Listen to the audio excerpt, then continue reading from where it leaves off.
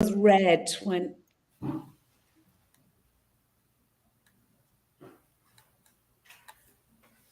Boa tarde, estamos aqui para mais um Poesia ao Meio Dia, promovido pela Cátedra William Butler Yeats, da Faculdade de Filosofia, Letras e Ciências Humanas da Universidade de São Paulo, e temos mais uma vez a nossa querida Susan Roy a nos ler os poemas desta quarta-feira. Então, Susan, a palavra é sua. Muito obrigada. Susan, the word is yours. Thank you. Thank you. And it's lovely to be here again with you once more. The months go by very quickly.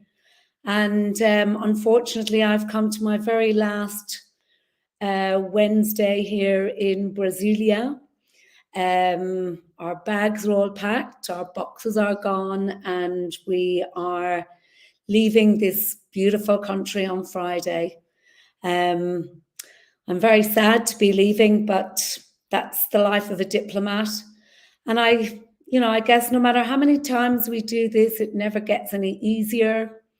And I'm always sad to be leaving.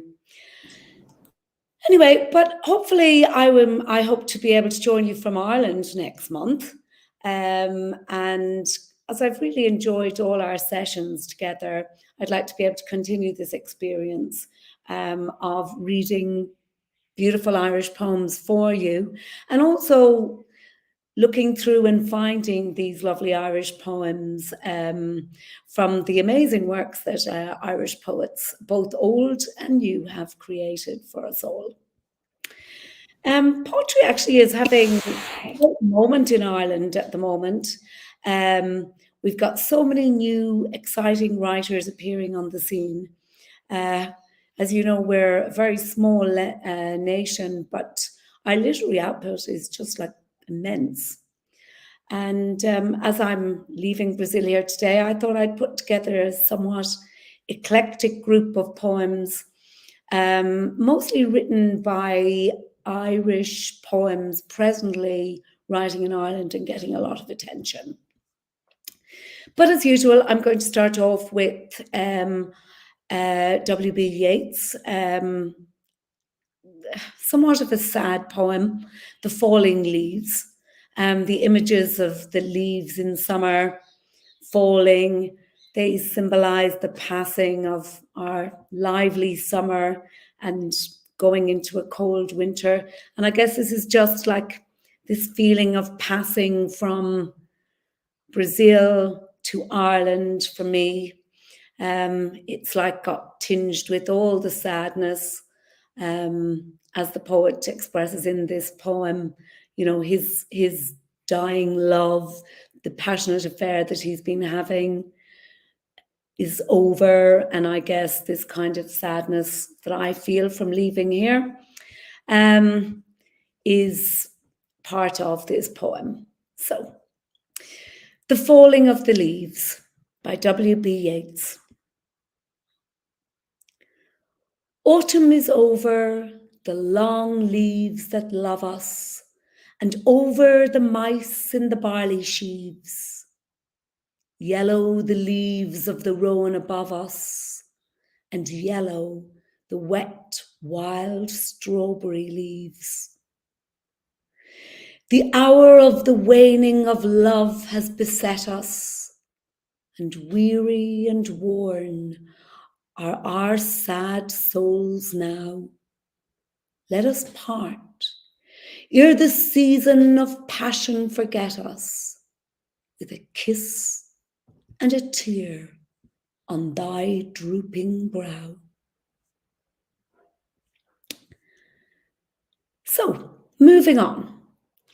My next poem is by Thomas McCarthy. He's a poet that I've really got to like over the years.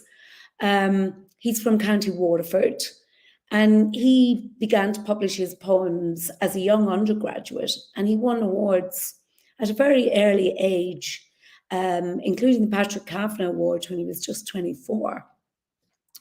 And since then, he's won many other prizes. He's published at least 10 collections of poetry. And he, in this poem, which is called After Surgery, he refers to Leonard Cohen in Lissadell, and I was very privileged to be there at this most magical event when Leonard Cohen performed there under the shadow of Ben Bulben on a beautiful summer's evening in Sligo. So I just love this poem. I love the whole thing of like realizing how important our breath is, and the fact that we can breathe is something that, you know, sometimes we just take for granted. And until we are ill or in that situation where we're not able to breathe, it's not until then that we realize how important this is to us. So this poem, After Surgery, by Thomas McCarthy. As I was saying, before the news became really bad, as I was saying, we hardly know what it is to breathe. Whether it is being distracted or being in a constant state of fear, we forget the immense gratitude that our lungs still function. Or maybe by breath, I mean something more than air. More how a feeling of separation vanishes when we exercise awareness rather than self-torture. It is the proper function of poets to make us to want to breathe. Love makes long words out of the simplest emotion. We weave in its backdrafts and elongations. We twist and turn, we live and we grasp. I remember in Mercy Hospital, the young Croatian anaesthetist saying gently, as she pulled out a tube, "I think you can breathe on your own now. You are doing so well." The annoyance of being cut adrift. But my lungs pulled away from the shore on their own. My lungs pulled and pulled on what was needed for breath. The surgical ward fell away in its own vipassana meditation. Its ego was eradicated, and a sort of mind that was like the mind of mindfulness just filled the whole room. And a companionship, like the companionship of Buddha and his holy disciples, carried me back to my own life, away from the inert physics and medicine, back to what is personal and full of blood. The Buddha was a troublemaker in his own time, but he never caved in at a cancer ward or succumbed to the epidural or to any horror of laziness or distracted mind. My true breath is this feeling of having just arrived, of sturdy essences, of breath going on by going through. And yet, this really bad news, can it be true? Of Leonard Cohen's death in a faraway place has made me think of breath again, of love's survival, of Suzanne and Marianne, of Leonard sleeping in Yeats's bedroom at Lissadell. They say he slept alone, with only bats stirring in the alcoves of an Irish night. Such news has been bad lately, but we must fight the empty void, the out of breath.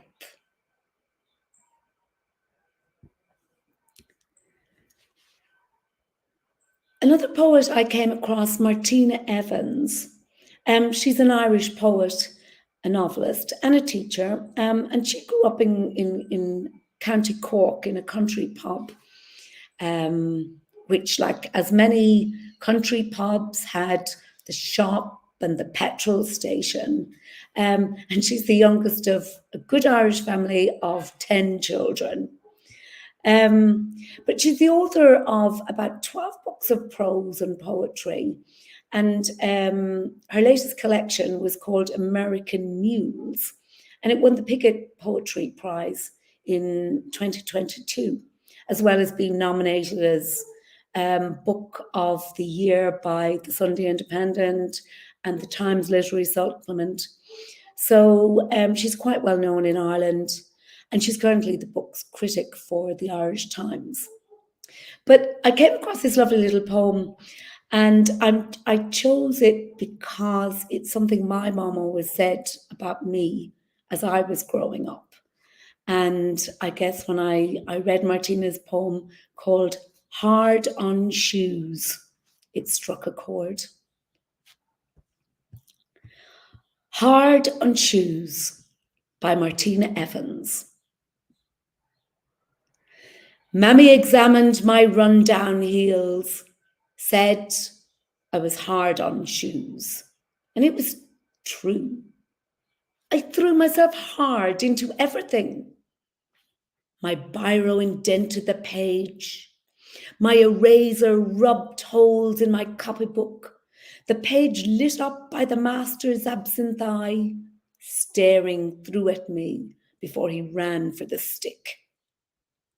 My books too, squeezed, flattened, pawed with butter, dripped with cocoa, pushed into pockets, and once between the covers of a missal when I hoped to get away with reading Enid Blyton in Mass.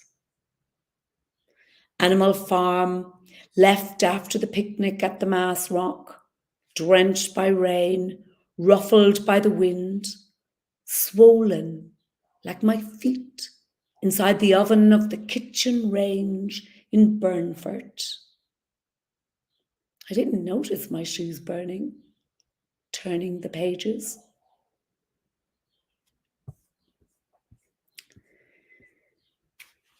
If you've ever heard of Sarah Clancy, she's a poet, but she's also an activist and a commentator. And she works in community development in County Clare, where she now lives. But she grew up in Galway. And although she dabbled in a lot of poetry when she was younger, it wasn't until her 30s that she really found her poetic voice. And when she did then, things really took off for her. It wasn't long before she was winning awards, and she was performing. She's a performer as well as a poet who performs live and on stage a lot of her own poetry.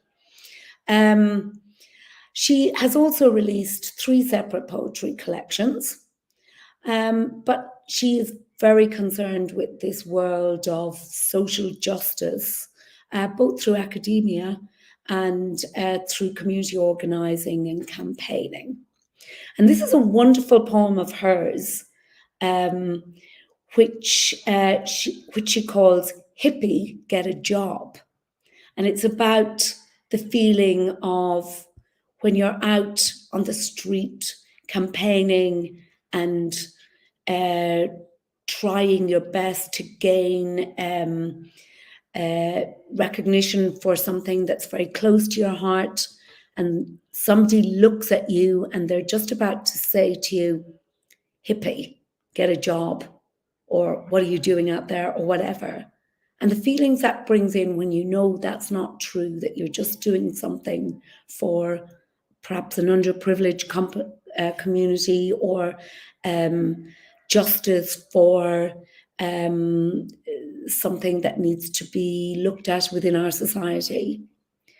Anyway, this is a very strong poem and I love it. Hippie, Get a Job by Sarah Clancy. You might not realise your predictability, but when you caught my eye on Shop Street at the demo, I could see the thoughtless words forming in your brain. So before you shout them at me, pass remarkably, just let me stop you there for once. And in the gap between now and when those words make it from your mouth into the air between us, let me tell you something. Because I have wrestled with a pitchfork the same size as I was and shoveled unknown tons of horse manure from sheds before your mother brought you your breakfast toast and tea on school mornings before your leaving cert. And when you daydreamed out of the windows of maths class from an overheated room into the driving rain, I was lifting bales of sodden hay through the mud and bitter wind to the bottom field where the old cow died in spring. And because I had small hands, I woke 100 early mornings to turn unborn lambs around inside their mothers. Well, you were filling college application forms, and when you were accepted, bringing weekend washing home on student discount buses, I was pitting my 8 stone against a half-ton of pulling racehorse and couldn't feel my fingers or open my eyes with the rushing wind. You then, qualified and interviewing in your shirt and tie and nerves, well, I was taking sweating tourists on foot through humid rainforests, carrying Longhouse Chief's heavy gifts of pineapples 9 hours back to base in a country you don't even have the breadth of mind to imagine. And nearer home, when you guffawed into your pint glass and refused to leave Taylor's bar on Sunday evening closings, I washed your glass, swept the floor, and woke before the country to spend frozen hours putting rubber bands on live lobster claws in a concrete tank in Barna. And then I bet you were promoted for your clever corporate antics. Well, I did 3 years mortgage paying on the night shift with bleary daytime TV addicts and stoners manufacturing things you might one day have inserted after too many business lunches. Then later on, when I decided I needed education and you sat with popcorn consuming the latest Hollywood blockbuster, you couldn't see me upstairs splicing your next bit of entertainment. You have no idea how long a day is invigilating young accountants in tedium and silence in dusty exam halls with the smell of fast food fat still clinging to my clothes from my nighttime cash in hand gig. You won't realise that I have the streets of Galway imprinted on my brain from delivering pesto and goat's cheese pizza to your Knocknacara sofa. Or that I'm an expert on late night radio and all night petrol stations, secondary benefits of an unfree education.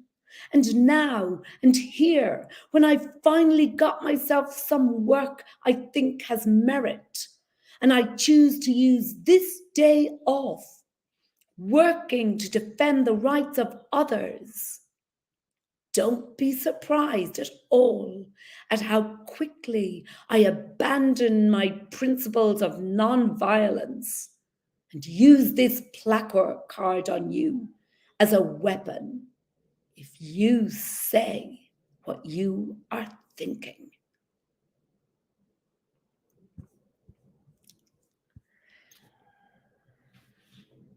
My next poem is by Jessica Traynor. Jessica was born in Dublin in 1984. She's a poet and an essayist, and Her debut collection, Liffey Swim, which was published in 2014, was shortlisted for the Strong Shine Award.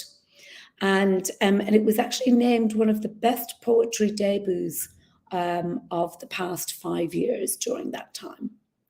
And also it was translated here into Portuguese in Brazil. And we had the great pleasure of hosting Jessica, who came to read her poems for us here in the residence in Brasilia. Actually, it was the very last event that we held before the pandemic. And now when we look back on the pandemic, people still say, oh, I remember that Irish poet who came, because after the next few days, we all shut down everything. But that's also Liffey Swim is the name of it, and it's available here. I think the name of the collection is Os Tres Rios, if you want to look out for it. Her second collection, The Quick, was the Irish Times Poetry Choice in 2019. And now she's got a brand new collection out since last year called Pit Lullabies, which has been received with great acclaim. And it's a Poetry Book Society recommendation. But I'm going to give you a very old poem by Jessica, which she wrote when she was very young. It's called Berry.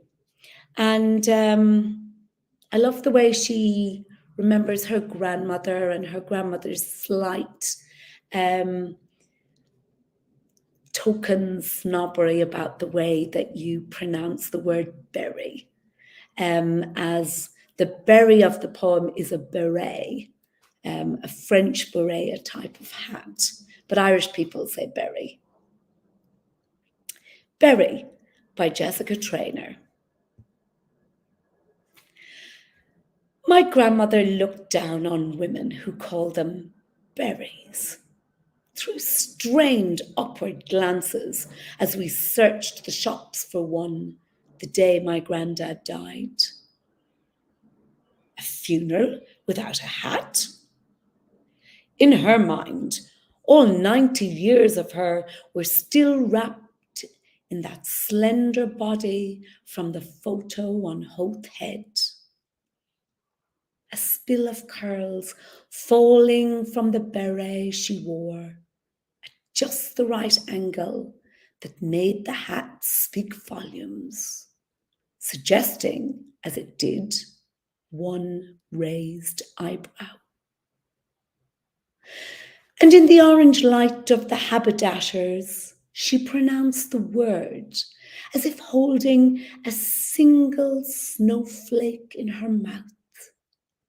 A beret.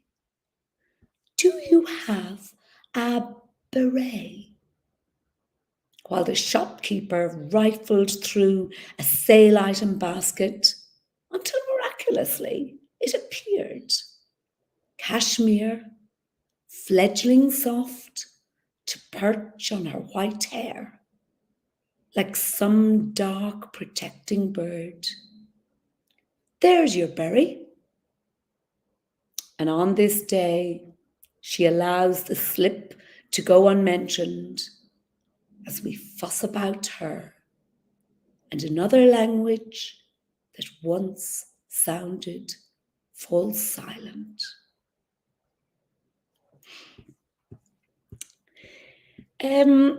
My next poet is Jane Clark. I've read you some of her work before. She's, again, author of 3 poetry collections. Her, I think the last one, A Change in the Air, in 2023, is shortlisted for the Forward Prize for the best collection of poetry 2023. She also received the Hennessy Literary Award for Emerging Poetry in 2016. And she is originally from a farm in County Roscommon. and now she lives in County Wicklow.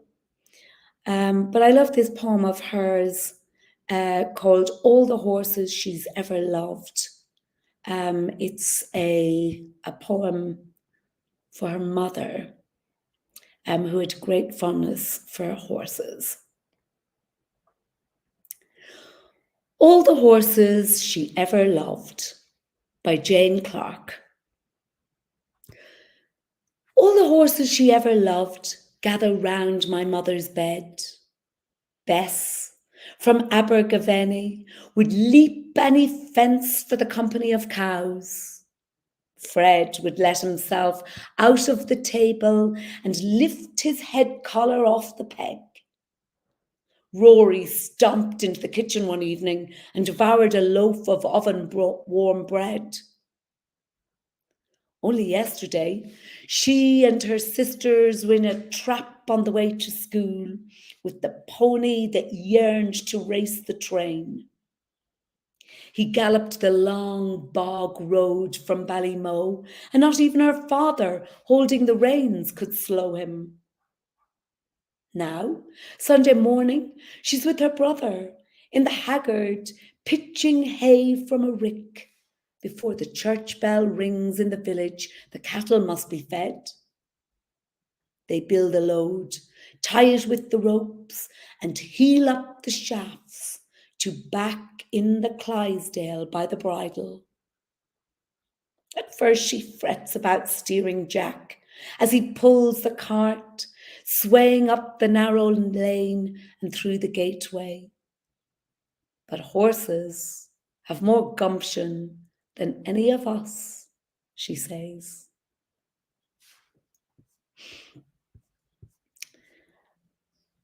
Molly Toomey, she's a very young Irish poet who grew up in Lismore in County Waterford, and she just graduated in 2019 from University College Cork with a MA in creative writing.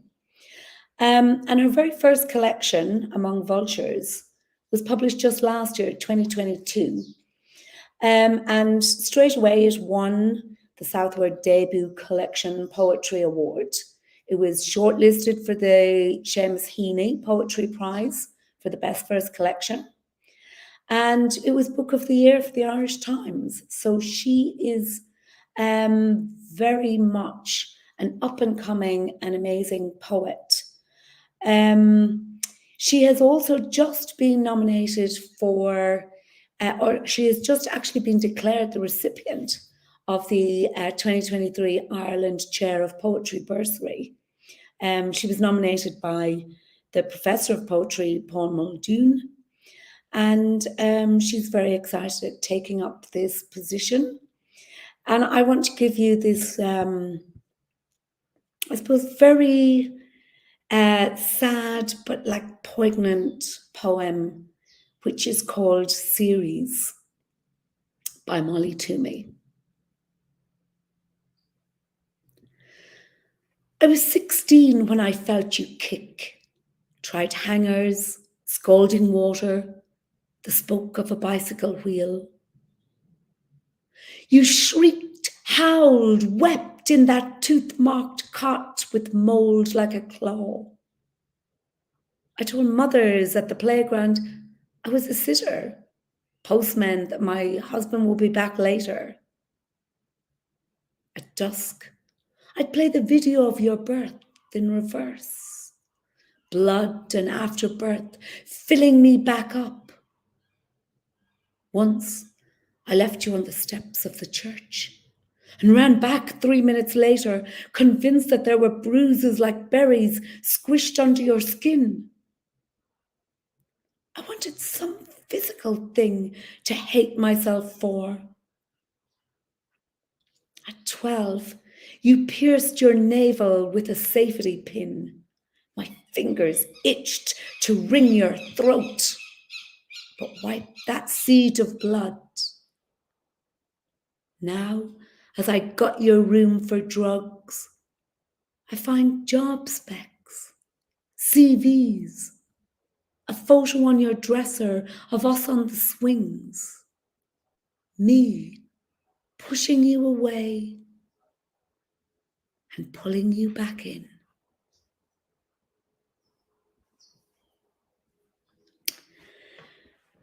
And so we're coming to the end of this particular session.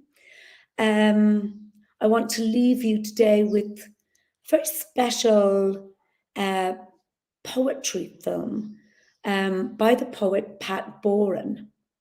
He comes from Portlaoise, but he lives now in Dublin. And again, he's a very highly awarded, acclaimed poet who has more than a dozen books of poetry and prose to his name, recipient of Patrick Kavanagh Award for Poetry, many, many other awards.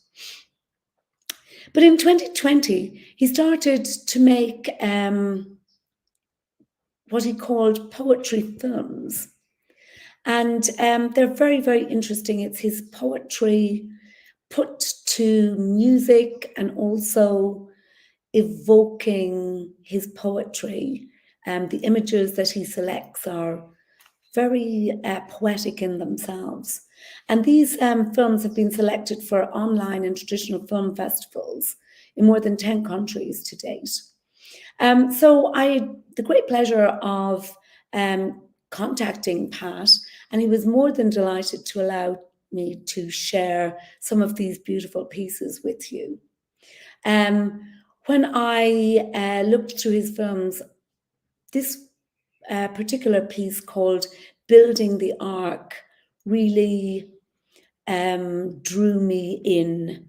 The wonderful, it's part of a series of that was done to have people really look at the art and the buildings, and especially the public art around them, and to appreciate it for what it is. And I think this certainly does this piece justice. I hope you enjoy it. I'm going to leave you now with it. I'm going to see you the next time coming from Ireland. Thank you so much, as always, for your presence here today with me and looking, if you're looking on YouTube. I'm sad as I leave, but it has been a wonderful experience for me to become part of this lovely initiative, and I'll see you on the other side. So maybe we can show Pat's lovely film now. Thank you very much, Susan, for your presence, for this series of wonderful poetry. And we are delighted to know you're still going to be with us in spite of being distant geographically. We just want to thank you for all the wonderful sessions you've been providing us here with the poetry for Poesia Meio Dia, but also with your presence and all that you have done throughout the years you've been in Brazil. We are delighted with you and your work and your presence. So thank you very much. And we wish you great time in your new horizons. And I couldn't help thinking of a haiku written by Brian Strand, which says, "Farewell handshakes, destiny's tears, unstoppable. Broken vows, echoes to a distant horizon on the trail of nows." So, Susan, thank you very much. All the very best. And we're still going to be with us here at Poesia Meio Dia. So now with you, Pat Boran's video. Thank you.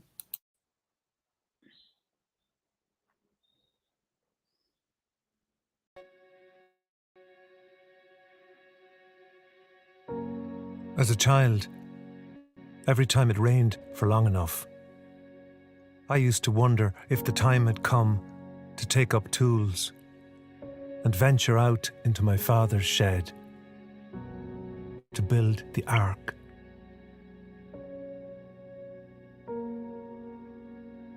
How real, how heartfelt something in that Bible story was.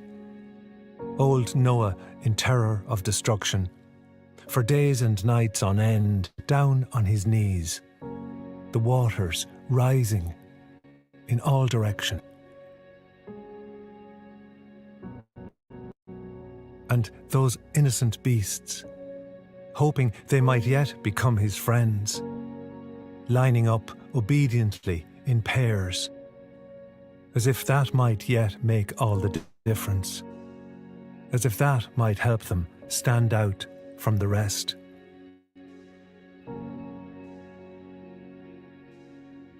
Something in it struck a chord in me. I'd gathered frog spawn from a local pool to watch it hatch, a bowl of punctuation. But which of all those wriggling glyphs was I supposed to choose? I'd stood in awe of older lads who came invariably in twos, long after dark, to our backyard, armed with only flashlights and hessian bags, scaling the rusted downpipes without a thought, to lamp the hapless pigeons in their roosts. In the faint light weeping from their bulbs, how did they choose which to take and breed, and which to lose? Back then, I couldn't walk the full length of the street, but stopped to greet each lonesome dog that stood by patiently to guard the public space. I loved the scut, the whelp, the runt, at least as much as any so-called purebred pup. If the choice were mine, I'd populate my ark from the local pound with the rescue mutts, then the one-legged gull from our neighbour's roof, or the half-blind mule, rough as an unstuffed couch, that decades back rested its snout in my palm for a moment and is yet to lift it out. And how did Noah ever resolve the sleeping arrangements of lions and lambs, of piranhas and whales, or standing on deck as the packed ark at last rose off its blocks to slip out over the waves, establish the ground rules for woodpeckers, woodlice, woodworm? I've loved the story for a lifetime now, but it seems this best-known version gets it wrong.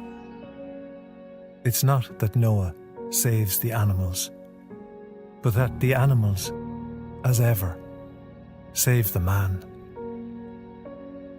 In times of overwhelming fear, in times of restlessness and strife, the cause that lifts the eye, the mind, the troubled heart, the point of focus in the flooded landscape of our lives.